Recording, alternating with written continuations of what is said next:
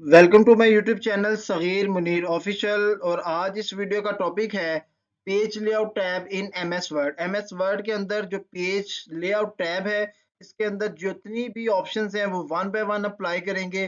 Page layout tab से पहले home tab, insert tab और डिजाइन टैब, इन तीनों टैब्स की जो वीडियोस हैं उनका जो लिंक है नीचे डिस्क्रिप्शन में मेंशन है। ये है हमारा वर्ड का मेन पेज। और मेन पेज पर आने के बाद टॉप पर आप लेफ्ट साइड पर देखेंगे, आपको एक ऑप्शन मिलेगी फाइल। फाइल के बिल्कुल साथ ही आपको एक टैब मिलेगा, home tab, insert tab, design tab और पेज लेआउट टैब। इस पेज लेआउट टैब में जो फर्स्ट ग्रुप आपको मिलेगा वो है पेज सेटअप, और फर्स्ट ऑप्शन है उसमें मार्जिन्स। मार्जिन्स के ऑप्शन को आप क्लिक करेंगे तो यहाँ बाय डिफॉल्ट आपके पास कुछ मार्जिन्स हैं। मार्जिन्स हैं क्या, यानी टॉप और बॉटम, लेफ्ट और राइट, जहां से आपका टेक्स्ट स्टार्ट होगा और जहां खत्म होगा वहां ऑटोमेटिकली बाय डिफॉल्ट एक मार्जिन होता है। तो मैं यहाँ एक रैंडम टेक्स्ट को एंटर कर रहा हूँ, is equal to rand bracket start 3,4, bracket को क्लोज किया और एंटर प्रेस किया। ये मेरे पास एक टेक्स्ट है। टेक्स्ट को इंसर्ट करने के बाद इसका साइज इंक्रीज किया, साइज इंक्रीज करने के बाद इसको जस्टिफाई किया और बोल्ड कर लिया। इतना काम करने के बाद आप ये देखें कि लेफ्ट साइड पर जहां से ये टेक्स्ट आपका स्टार्ट हो रहा है और राइट साइड पर जहां ये खत्म हो रहा है, टॉप पर जहां से ये स्टार्ट हो रहा है आपका टेक्स्ट और बॉटम पर जहां तक ये मैक्सिमम जाएगा उसके बाद नेक्स्ट पेज स्टार्ट हो जाएगा। तो यहाँ ऑटोमेटिकली बाय डिफॉल्ट आपके पास मार्जिन्स लगे हुए हैं। आप लेआउट वाली टैब पर आएं और मार्जिन्स को क्लिक करें तो ये जो अभी आपका मार्जिन है ये है नॉर्मल मार्जिन। और अगर आप इसको नैरो मार्जिन करेंगे तो नैरो मार्जिन का मतलब ये है कि लेफ्ट, राइट, टॉप और बॉटम के ऊपर जो स्पेस है वो ज्यादा हो जाएगी। यहाँ आप क्लिक करें तो देखें, यहाँ मार्जिन स्पेस ज्यादा थी और अब यहाँ मार्जिन कम है, यानी ज्यादा टेक्स्ट अब आप इसके अंदर लिख सकते हैं। इसी तरह से यहाँ आप क्लिक करें तो मॉडरेट में ये हुआ कि उसने लेफ्ट और राइट से आपके मार्जिन्स को कर दिया कम, लेकिन टॉप और बॉटम से जो आपके मार्जिन्स हैं वो हैं नॉर्मल। इसी तरह से आपको वाइट की ऑप्शन मिलती है, उसने जो टॉप और बॉटम था वहां से आपके मार्जिन्स को रखा नॉर्मल, लेकिन लेफ्ट और राइट से वहां से आपके मार्जिन्स को इंक्रीज कर दिया। ये सारी ऑप्शंस आप इस्तेमाल कर सकते हैं। लास्ट में आप आएंगे तो यहाँ आपको एक ऑप्शन मिलेगी कस्टम मार्जिन्स। इसे आप क्लिक करें तो एक डायलॉग बॉक्स आएगा आपके सामने जिसका नाम है पेज सेटअप। और पेज सेटअप के अंदर आपको ये सारी ऑप्शंस ही मिलेंगी कि आप इसको वन बाय वन मैन्युअली यहाँ से इंक्रीज और डिक्रीज करके भी बॉर्डर को सेट कर सकते हैं। आप मार्जिन्स को क्लिक करें, नॉर्मल को क्लिक करें तो यहाँ देखें लेफ्ट, राइट, टॉप और बॉटम पर जो आपके मार्जिन्स थे वो नॉर्मल हो गए हैं। यानी ऊपर से नीचे तक और दाएं से बाएं तक जितने भी आपके मार्जिन हैं ये सारे बराबर हैं।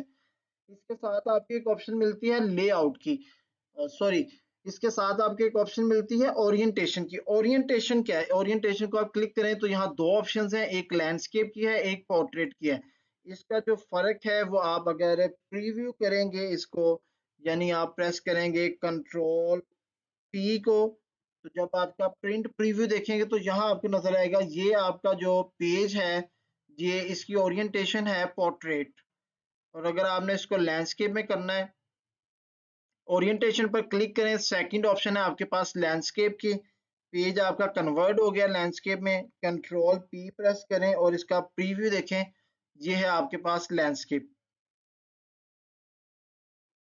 आप अपने डॉक्यूमेंट्स की रिक्वायरमेंट के मुताबिक, अपने टैक्स की रिक्वायरमेंट के मुताबिक अपने पेज की सेटिंग कर सकते हैं। और साथ ही आपको एक थर्ड ऑप्शन मिलेगी साइज की। नॉर्मली जो स्टैंडर्ड साइज है वो A4 साइज है। अभी जो हमारा पेपर है वो लेटर साइज पर फिक्स है, तो इसको A4 साइज पर क्लिक करेंगे। A4 साइज पर आपने क्लिक कर दिया। इसी तरह से इसमें जो नॉर्मली यूज होते हैं वो लेटर साइज, A4 साइज और legal size. Legal size paper जो है वो नॉर्मली स्टाम्प पेपर्स और इस तरह के जो एफिडेविट्स होते हैं उसके लिए इस्तेमाल होता है। नॉर्मल पेपर जिस आपकी बुक्स का पेपर है, कॉपीज का पेपर है, वो नॉर्मल जो उसका स्टैंडर्ड साइज है वो A4 साइज है। इसमें इनवेलप साइज भी आते हैं बहुत ज्यादा। यहाँ लास्ट में देखिए आपको एक ऑप्शन मिलेगी मोर पेपर साइज। मोर पेपर साइज वाली ऑप्शन को क्लिक करें तो आपके पास एक डायलॉग बॉक्स आ जाएगा।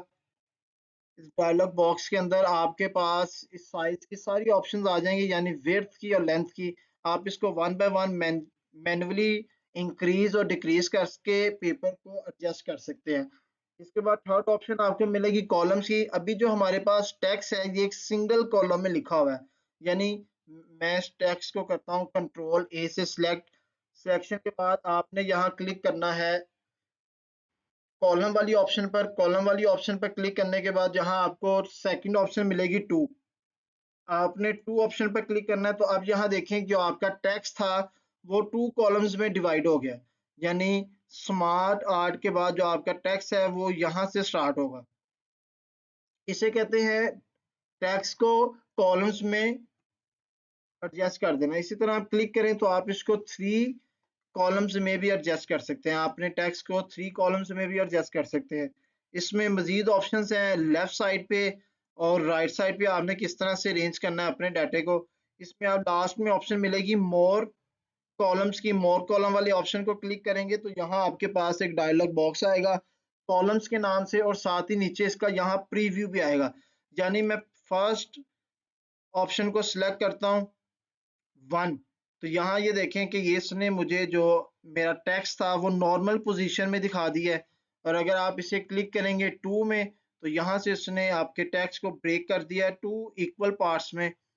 यहाँ से थ्री वाली ऑप्शन में थ्री इक्वल पार्ट्स में।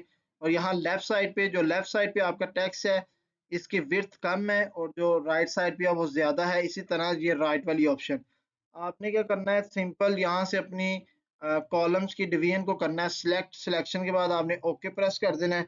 जब ओके प्रेस करेंगे तो वो यहाँ अप्लाई हो जाएगा जो भी आपने कॉलम को सिलेक्ट किया है। मैंने सिंगल कॉलम को सिलेक्ट किया था तो ये मेरा सारा डाटा सिंगल कॉलम में सिलेक्ट हो गया। इसी तरह से आप अपने पूरे टेक्स्ट के अलावा एक सिंगल कॉलम को भी, सॉरी एक सिंगल पैराग्राफ को भी कन्वर्ट कर सकते हैं कॉलम्स में, टू में, थ्री में, फोर में। यानी इस पैराग्राफ को मैंने किया सिलेक्ट, सिलेक्शन के बाद कॉलम्स पर क्लिक किया और टू वाली ऑप्शन पर क्लिक कर दिया तो ये जो मेरा पैराग्राफ था ये कन्वर्ट हो गया है टू पैराग्राफ्स में, टू कॉलम्स के अंदर। अगर आपने इसे थ्री में कन्वर्ट करना है तो आप यहाँ से थ्री वाली ऑप्शन को सिलेक्ट करें तो आपका जो पैराग्राफ था वो वन टू और थ्री, थ्री कॉलम्स में डिवाइड हो गया। वापस वन कॉलम पे कन्वर्ट करते हैं। और इसके साथ ही आपको एक ऑप्शन मिलती है उसका नाम है ब्रेक। ब्रेक्स वाली ऑप्शन को क्लिक करेंगे तो यहाँ काफी ज्यादा ऑप्शन है नीचे, यानी पेज को कैसे ब्रेक करना है, आपने कॉलम को टेक्स्ट को रैप कैसे करना है, फिर है सेक्शन ब्रेक, नेक्स्ट पेज और कंटिन्यू। इसको देखते हैं वन बाय वन अप्लाई करके। आपने पेज को ब्रेक करना है, यानी जहां से आप चाहते हैं कि आपने पेज को ब्रेक करना है आपने वहां से कर्सर को लेके जाना है, माउस को वहां से क्लिक करना है और पेज ब्रेक वाली ऑप्शन पे जाके आपने ब्रेक का बटन प्रेस कर देना है। अब हुआ यूं कि जो आप जहां से आपने अपने पेज को ब्रेक करना था उसके नीचे से जितना टेक्स्ट था वो नीचे वाले पेज पर शिफ्ट हो गया, यानी ये आपका पेज ब्रेक हो गया है। यहाँ से फर्स्ट पैराग्राफ के बाद जितना आपके पास टेक्स्ट था वो जितने पैराग्राफ थे वो सिंगल क्लिक के साथ ऑटोमेटिकली नेक्स्ट पेज पर शिफ्ट हो गए। इसे कहते हैं पेज को ब्रेक कर देना। पेज को ब्रेक करने के बाद यहाँ नीचे एक ऑप्शन मिलती है आपकी कॉलम्स को ब्रेक करना। आप यहाँ क्लिक करें तो ये मेरे पास एक सिंगल कॉलम था, तो सिंगल कॉलम के बाद यहाँ मैंने इसे क्लिक किया तो सिंगल कॉलम्स को इसने दो हिस्सों में ब्रेक कर दिया। पेज ब्रेक के बाद कॉलम ब्रेक, और कॉलम ब्रेक के बाद है टेक्स्ट टाइपिंग। टेक्स्ट टाइपिंग क्या है, मैं यहाँ से करता हूँ टेक्स्ट को सिलेक्ट। सिलेक्शन के बाद आपने ये वाली ऑप्शन को सिलेक्ट करना है टेक्स्ट टाइपिंग। यहाँ से आपने अपने टेक्स्ट को रैप करना है, उसे करें सिलेक्ट। जैसे मैं यहाँ से to make your document look professionally, to make your document look, इस यहाँ क्लिक करें प्रोफेशनली से पहले और आप इस ऑप्शन को कर दें अप्लाई। जैसे ही आप इस ऑप्शन को अप्लाई करेंगे तो इसका जो प्रीवियस टेक्स्ट था वो रैप टेक्स्ट हो जाएगा, यानी वो इस शेप में कन्वर्ट हो जाएगा।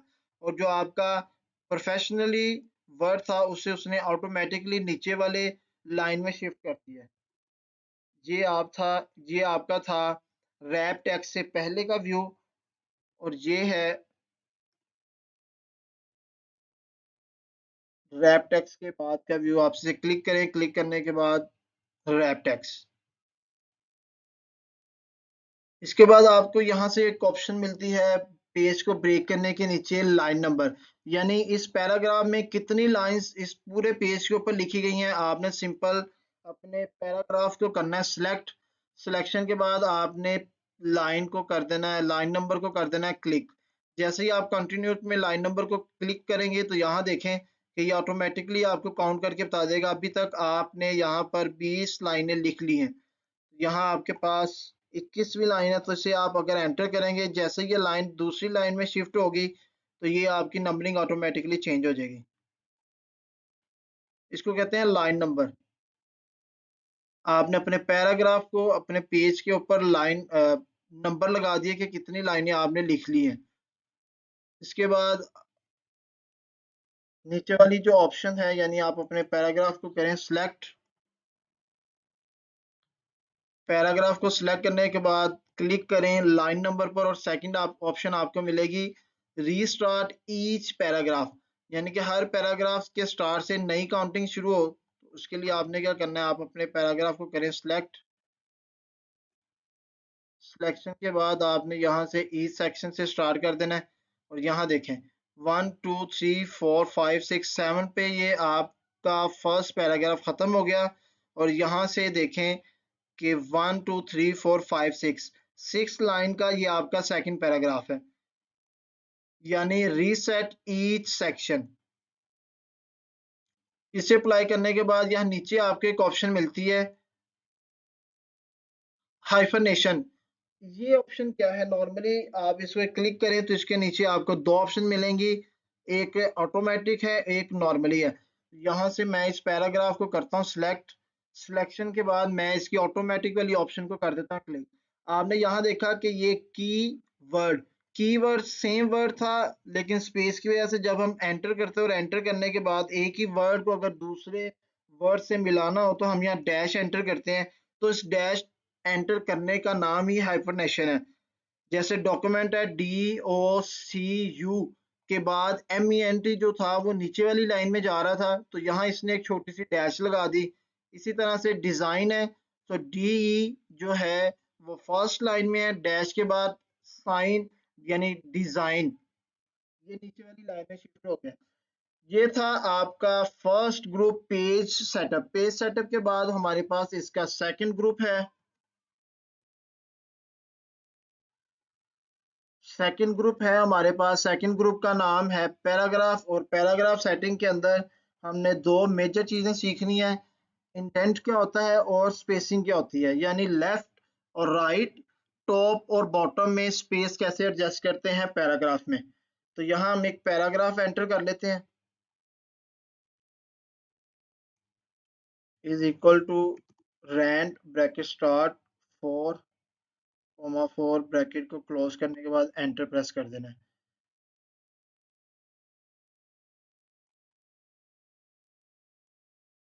ये हमारे पास 4 पैराग्राफ आ गए हैं। इसका थोड़ा सा साइज इंक्रीज कर लेते हैं। साइज इंक्रीज करने के बाद इसे बोल्ड किया और जस्टिफाई कर दिया। अब इसके ऊपर अप्लाई करना है हमने पैराग्राफ स्पेसिंग को और इंटेंट को। पहले मैं आपको पैराग्राफ स्पेसिंग बता दूं वो क्या चीज है। एक पैराग्राफ में और दूसरे पैराग्राफ में डिफरेंस को लाइन स्पेसिंग को कहते हैं पैराग्राफ स्पेसिंग। यानी आप इन दो पैराग्राफ को करें सिलेक्ट, सिलेक्शन के बाद आप ये आफ्टर वाली ऑप्शन को क्लिक करें तो आप ये देखेंगे कि ये दोनों पैराग्राफ के दरमियान जो स्पेस है ये इंक्रीज होती जा रही है। यानी फर्स्ट पैराग्राफ के बाद और सेकंड पैराग्राफ से पहले इन दोनों के दरमियान जो स्पेस थी वो इंक्रीज हो रही है। इसको कहते हैं लाइन स्पेसिंग आफ्टर पैराग्राफ। और अगर इसको आप अबव से इंक्रीज करें यानी बिफोर स्पेसिंग, इसका मतलब ये है कि जहां से पैराग्राफ स्टार्ट हो रहा है उसके पहले से स्पेस आना स्टार्ट हो जाएगी। ये पैराग्राफ यहाँ से स्टार्ट हो रहा था तो यहाँ इतनी स्पेस आ गई, और ये पैराग्राफ देखें इसमें इतनी ज्यादा स्पेस आ गई, दोनों पैराग्राफ के अंदर स्पेस आ गई। ये है पैराग्राफ स्पेसिंग। आप इसको मैन्युअली भी यहाँ से अपनी मर्जी के मुताबिक डॉक्यूमेंट्स की रिक्वायरमेंट के मुताबिक चेंज कर सकते हैं। लाइन स्पेसिंग आफ्टर और बिफोर के बाद यहाँ आपको एक ऑप्शन मिलते हैं इंडेंट की। इंडेंट की ऑप्शन को समझने से के लिए यहाँ मैं एक पिक्चर को करता हूँ इंसर्ट। इंसर्ट में आने के बाद पिक्चर वाली ऑप्शन पर आए दिस टैब से मैंने यहाँ डेस्कटॉप पे एक पिक्चर इसी पिक्चर को सिलेक्ट कर लेते हैं। मैंने ये पिक्चर सिलेक्ट की। सिलेक्शन के बाद मैंने इस पिक्चर पर राइट क्लिक किया और इसकी फॉर्मेटिंग के लिए इसे रैप टेक्स्ट किया इन the front of the text और इसका साइज कर लिया छोटा। इसका साइज कम करने के बाद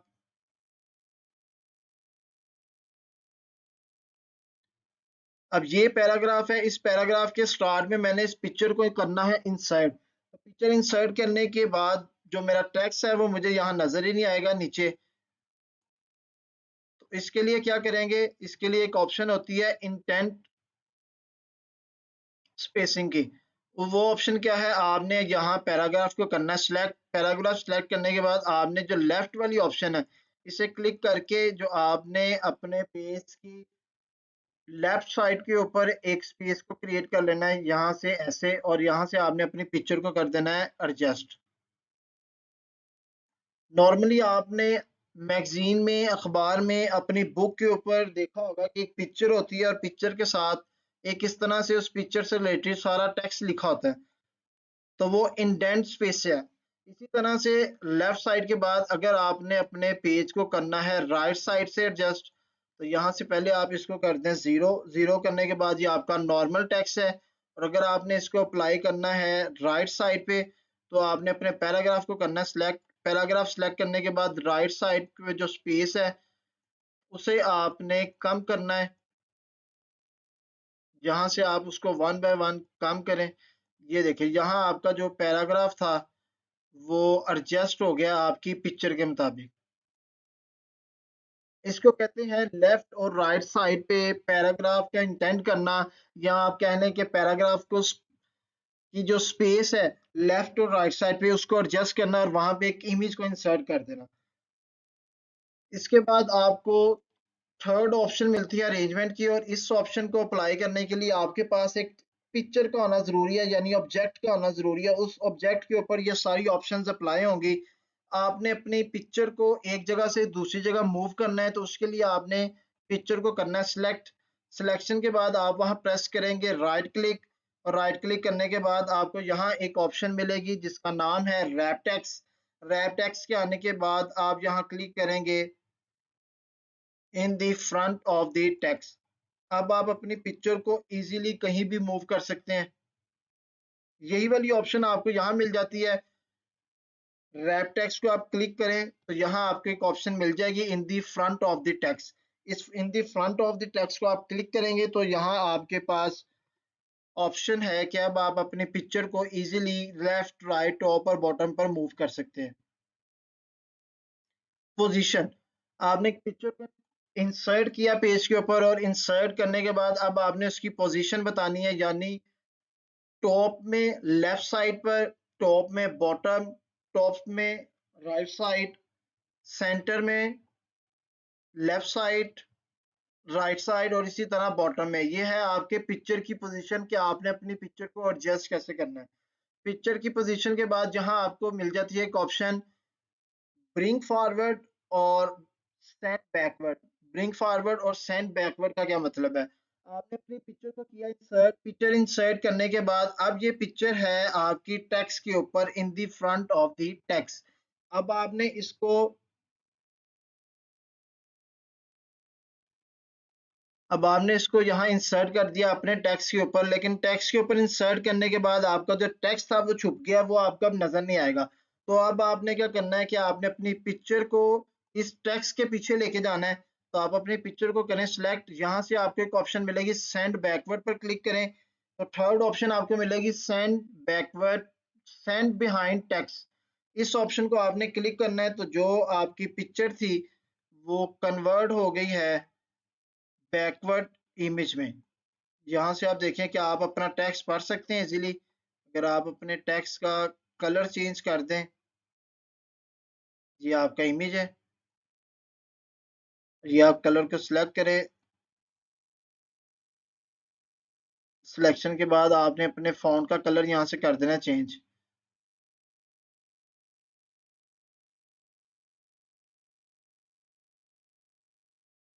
आपने अपने फ़ॉन्ट का कलर चेंज किया तो आप अब इजीली अपने फ़ॉन्ट को पढ़ सकते हैं, और ये जो पिक्चर थी ये सेट एज बैक हो गई है आपके टेक्स्ट के, बिहाइंड द टेक्स्ट।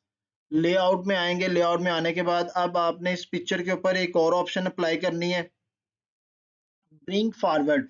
जिस तरह हमने बैकवर्ड किया था इसी तरह हमने फॉरवर्ड करना है।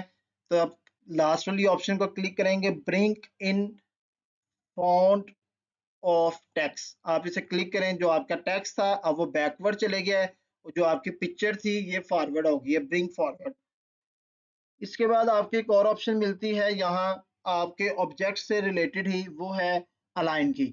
आप इसे क्लिक करें, क्लिक करने के बाद आपको यहाँ ये बताएगा कि आपने अपने पिक्चर को पेज के लेफ्ट, राइट, टॉप, बॉटम या मिडल में कहाँ एडजस्ट करना है। आप मिडल वाली ऑप्शन को सिलेक्ट करें तो यहाँ देखें कि उसने आपकी जो पिक्चर थी उसे पेज के बिल्कुल मिडल में एडजस्ट कर दिया।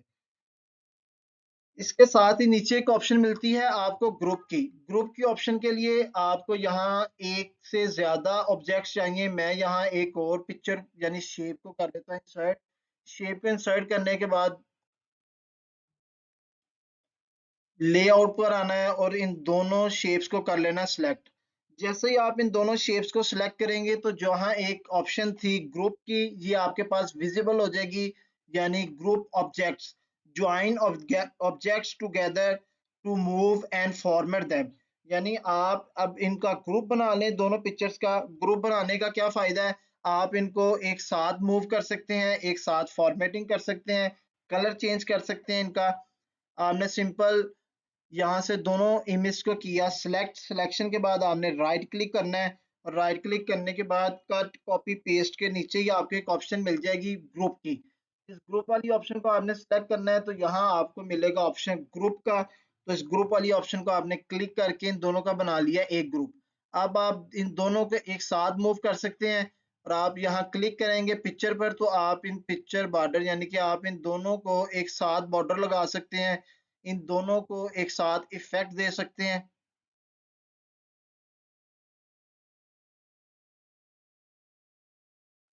यानी जो भी आप अप्लाई करेंगे वो इन दोनों के ऊपर एक साथ अप्लाई होगा। इसको कहते हैं कि आपने ऑब्जेक्ट्स को ग्रुप कर लिया। लेकिन अगर आपने इसको अनग्रुप करना है तो आप इसे क्लिक करें, यहाँ नीचे ही आपको ऑप्शन मिल जाएगी अनग्रुप की। आपने सिर्फ इस ऑप्शन को करना है क्लिक। जैसे ही आप इस ऑप्शन को क्लिक करेंगे तो अब ये दोनों एक साथ मूव नहीं होंगी। अब ये आप एक अलग अलग आपको इसको मूव करना पड़ेगा, और इनकी फॉर्मेटिंग भी अलग अलग करनी पड़ेगी। इसके साथ ही नीचे आपको एक ऑप्शन मिल जाती है रोटेट की। ये लास्ट ऑप्शन है अरेंजमेंट की, रोटेट। यानी आपने अपनी जो इमेज को इंसर्ट किया है वर्ड की पेज के ऊपर उसको रोटेट करना है 90 डिग्री पे, लेफ्ट राइट आपने उसको फ्लिप करना है हॉरिजॉन्टल या वर्टिकल। यहाँ से एक ऑप्शन अप्लाई करके देखते हैं इस इमेज के ऊपर।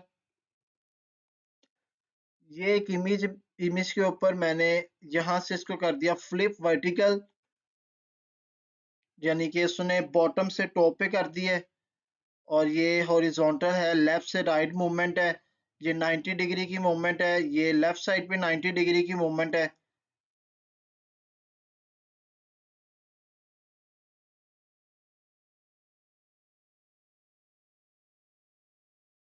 अब इसको क्लिक करें तो अलाइनमेंट में रोटेशन में देखें कि यहाँ नीचे आपको एक ऑप्शन मिलेगी मोर रोटेशन ऑप्शन। मोर रोटेशन ऑप्शन, इस ऑप्शन को आपने कर लेना क्लिक। जैसे ही आप इस ऑप्शन को क्लिक करेंगे तो आपके सामने एक डायलॉग बॉक्स आ जाएगा लेआउट के नाम से।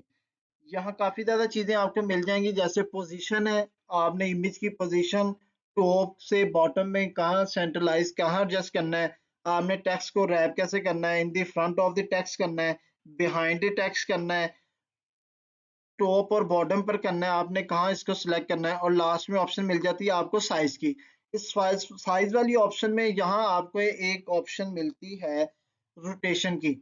यहाँ से आप अपनी मर्जी से, वहां सिर्फ 90 डिग्री लेफ्ट और राइट की ऑप्शन थी, यहाँ आप अपनी मर्जी से ऑप्शन जो है वो सिलेक्ट करें और अपने इमेज को कन्वर्ट कर लें। आज की वीडियो कंप्लीट हुई। इस वीडियो में हमने पेज लेआउट टैब के अंदर पेज सेटअप, पैराग्राफ, अरेंजमेंट, इन तीनों मेन ग्रुप्स को कवर किया। उम्मीद है कि आपने इस वीडियो में कुछ न्यू सीखा होगा। इस वीडियो को लाइक करें, मेरे चैनल को सब्सक्राइब करें और इस वीडियो को अपने दोस्तों के साथ शेयर करें। Thank you.